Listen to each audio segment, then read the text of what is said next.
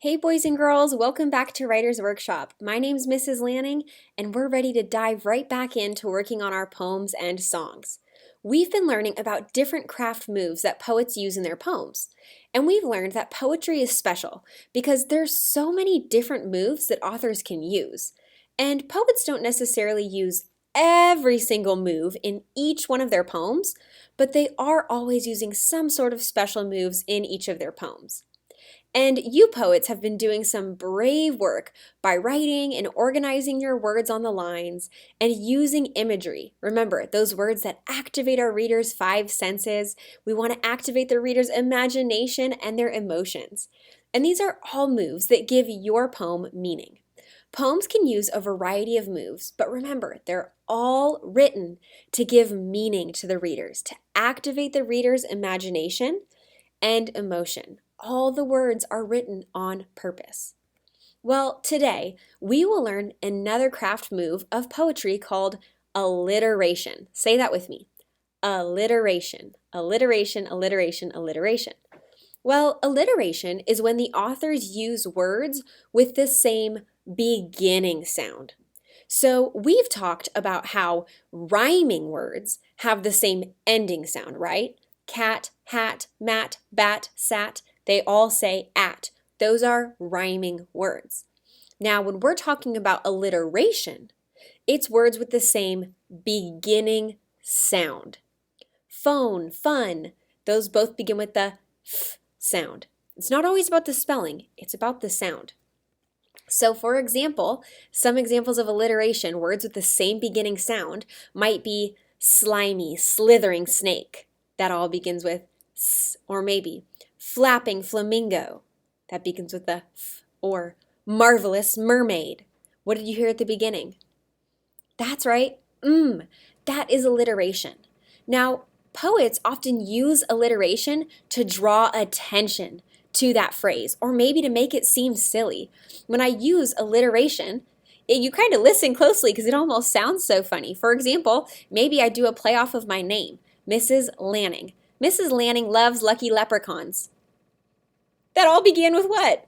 Oh, right? And that's alliteration because I repeatedly used a phrase, a strand of words that all had the same beginning sound. So alliteration is a group of words or phrase that has the same beginning sound. And authors do this to draw attention to that phrase or maybe give it a silly feeling. So today, we're going to learn more about this craft move by reading a bit of the poem Bleezer's Ice Cream by Jack Prelutsky, and I'll link it below so you can read the whole thing as well. So I'm just going to read a portion of it to you. Once again, it's Bleezer's Ice Cream by Jack Prelutsky, and it's all about Ebenezer Bleezer and how he runs this crazy ice cream store. Now you might be hearing Ebenezer, Bleezer. They both say easer. Those are rhyming words because they have the same ending sounds. But I want you to listen to the ice cream flavors in his store. There's so much alliteration, and some of it is just crazy flavors. So it says, I'm Ebenezer Bleezer. I run Bleezer's ice cream store. There are flavors in my freezer you have never seen before. And he goes on to describe the different ice cream flavors. For example, he says, checkerberry cheddar chew. Ooh, is that an ice cream you'd want to eat? No. Chicken cherry honeydew. Ooh, chicken flavored ice cream?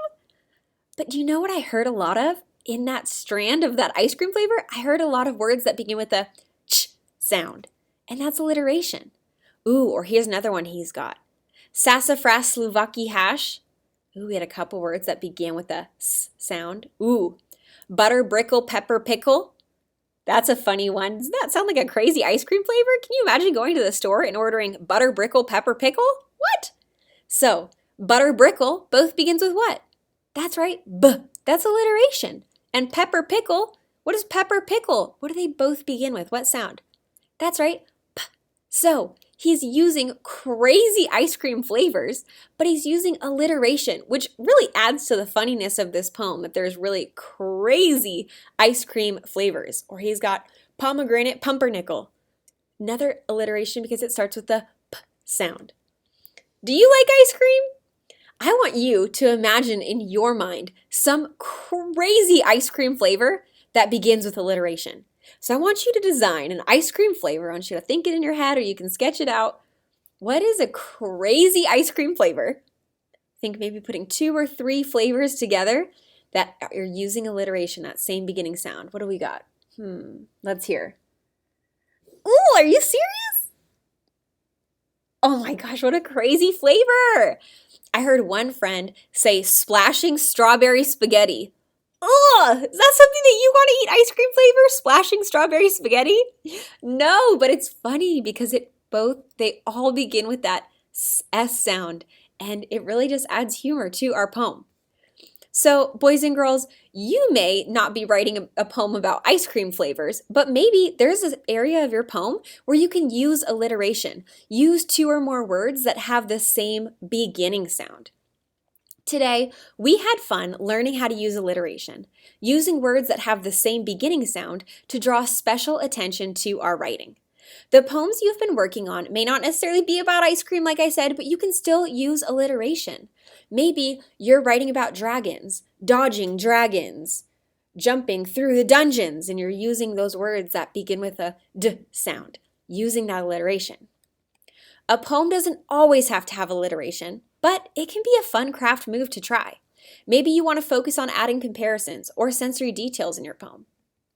As a writer, it's important to set goals and pick an area that you want to work on for the day. So I want you to think to yourself, what do you want to work on today? Do you want to add more sensory details, those imagery? Do you want to add more comparisons? Do you want to add some alliteration to your poem? I want you to whisper to yourself or to your partner when you've decided. Today I will work on.